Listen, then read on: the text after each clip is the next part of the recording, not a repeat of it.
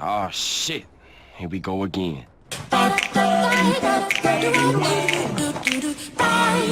Fucking bullshit! Fucking bullshit! Fucking bullshit! Fucking bastard!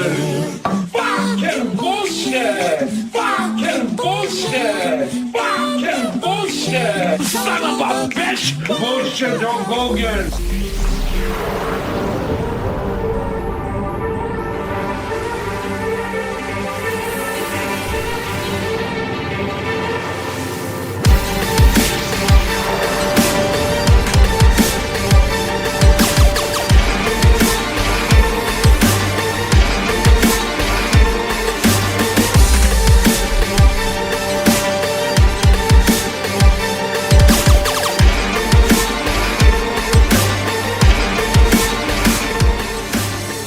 Hey, what is going on, all my fellow godlings and Gears of War 5 enthusiasts around the world?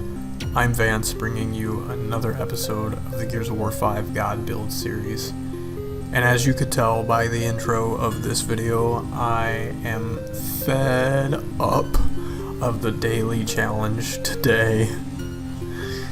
It has two annoying ass sentinels that are guarding the goddamn escape in escape mode. I have said this ad nauseum at this point, but flying enemies are the worst goddamn thing ever added to the entire franchise of Gears of War. They defeat the purpose of cover, and they just don't belong in Gears of War. Let's take them out. The drones, the choppers, the Wakatu, anything that flies, get rid of it. I swear to God, if Coalition puts flying enemies in Gears of War 6, I'm gonna have a brain aneurysm. They're not fair. They defeat the point of cover. This is a cover-based shooter. If you can have an enemy that can just like fly above you and rotate around you, there's really no point in you having cover at all, is there? So rants aside, as I always do with every video, I'm going to read off the description for this class. The Infiltrator says that it is the tip of the spear.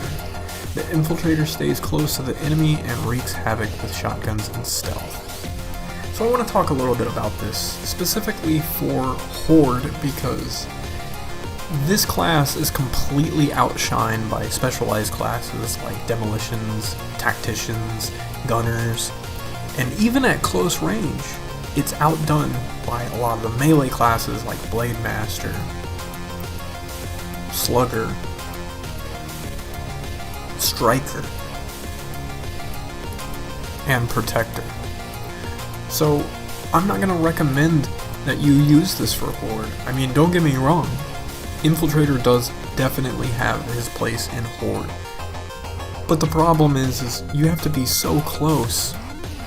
And in Horde mode, you're trying to defend your base. You're not trying to let enemies roll up on you. So really, you're just going to be playing the waiting game half the time. And I don't suggest that because it's kind of boring. But provided that enemies do get close and you start to get overrun, Infiltrator is really going to shine in that role because he or she can play major defense and just annihilate anything that gets within 10 meters of the Infiltrator.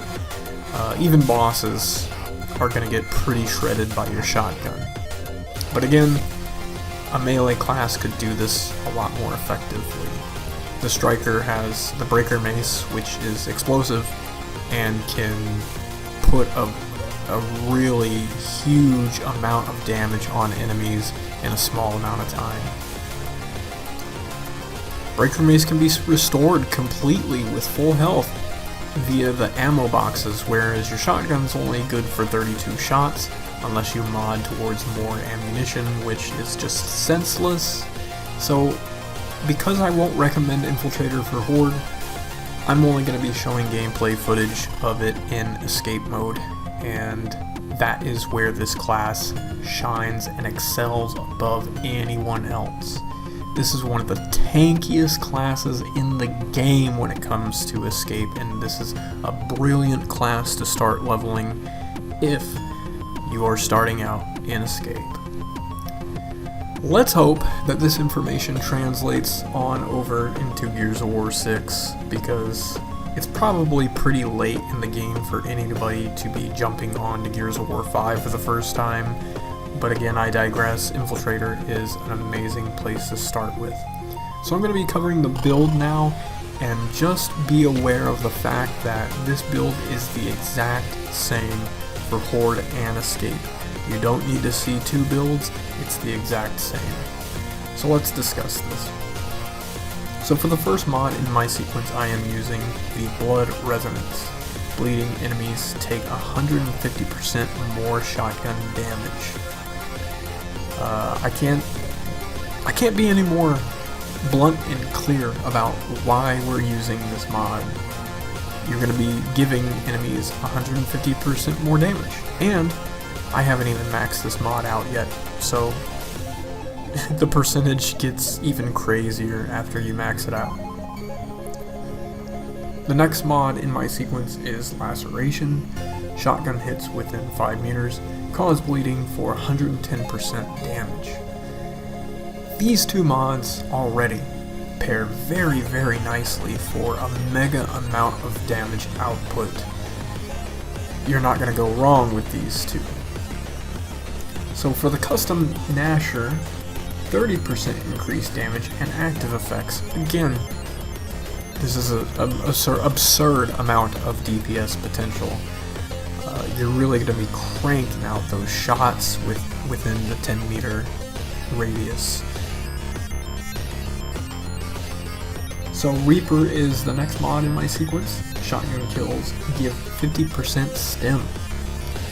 This is going to make you extremely tanky, because once you kill an enemy or dies from the bleeding effects, you will get the stim, and you're good for at least one hit from a melee or a sniper bullet.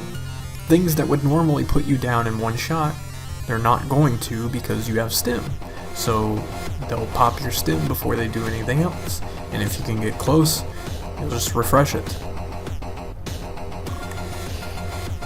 The last mod I have in this sequence is the Enhanced Stim. 60% resistance to damage while stimmed. So these last two mods pair very, very well together.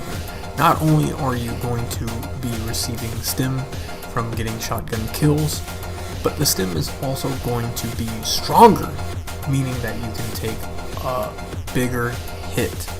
And this is essential to reaction time when it comes to escape mode, because escape mode is notorious for being one of the hardest modes in Gears of War 5, and you can effectively lead the charge as an infiltrator with this mod setup. I honestly can't put any other mods in place of what I have here. There's nothing else that's going to fit. This is kind of like an objective way to build for the infiltrator, provided that you do have a lot of other mods to choose from. But why waste your time when this is going to make you so tanky in the long run? You're going to be speeding through the escapes, blasting through enemies. I mean, honestly, there's really not a lot of things that stand much of a chance against you if you can close the distance. So be utilizing your flashbangs or your shot grenades, anything to prevent enemies from shooting you while you're closing the distance, and you will be golden.